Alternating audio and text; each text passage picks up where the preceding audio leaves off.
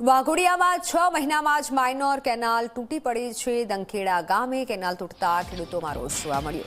કેનાલનું પાણી ખેતરો અને ઈંટોના ભઠ્ઠામાં ઘૂસ્યું। ખેડૂતોના પાકને લાખો રૂપિયાનું નુકસાન થયું છે। કરોડોના ખર્ચે બનેલી કેનાલમાં ગાબડું પડ્યું।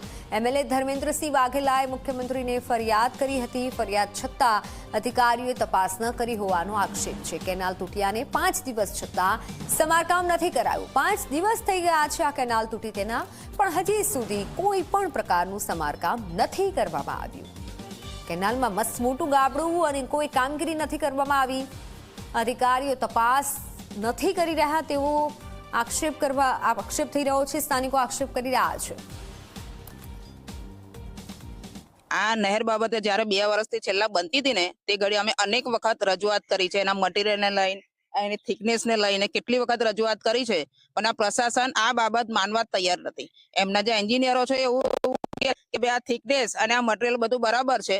અમે એમને કીધું છે કે ભાઈ આ નહેર જો તમે ક્વોલિટી પ્રમાણે બનાવો નહીં તો આવનારા 10-20 વર્ષની વાત છોડ દો, 2 જ વર્ષમાં ધોવાઈ જશે એવું છેલ્લા 2 વર્ષથી અમે બોલીએ છીએ।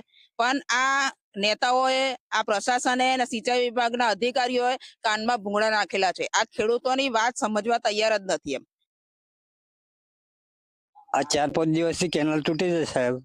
વરસાદનું પાણી એટલું કેનાલનું ફૂલ છોડ્યું એટલે કેનાલ ખેતરમાં તુવેરો હતી તે કોઈ જઈ બધી।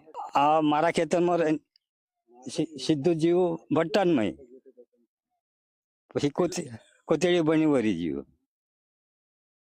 વડોદરાના વાઘોડિયામાં ફરી એક વખત ભ્રષ્ટાચારનું પાણી આજુબાજુના ખેતરોમાં ફરી વળ્યું છે। 6 મહિના પૂર્વે જ 68 કરોડ રૂપિયાના તોતિંગ ખર્ચે બનેલી દેવ સિંચાઈ કેનાલ વાઘોડિયાના દંખેડા ગામ ખાતે ધરાશાયી થઈ છે। આ કેનાલ ધરાશાયી થતા આજુબાજુના ખેતરોમાં પાણી ફરી વળ્યું છે। સાથે સાથે લાખો રૂપિયાના નુકસાનની આશંકા સેવાઈ રહી છે। ત્યારે વાઘોડિયાના ધારાસભ્ય ધર્મેન્દ્રસિંહ વાઘેલા દ્વારા તાજેતરમાં જ આ કેનાલને લઈને મુખ્યમંત્રીને રજૂઆત કરવામાં આવી હતી અને ભ્રષ્ટાચાર થયો છે તેવું સ્પષ્ટપણે જણાવ્યું હતું। સાથે સાથે સરકાર દ્વારા પણ આ કેનાલની સાચી તપાસ થાય તે દિશામાં કામ કરવામાં આવ્યું હતું, પરંતુ અધિકારી અને કોન્ટ્રાક્ટર દ્વારા કોઈ પણ જાતની તપાસની તસ્દી ન લેતા આખરે આ કેનાલ ધરાશાયી થવાનું નજરે પડે છે।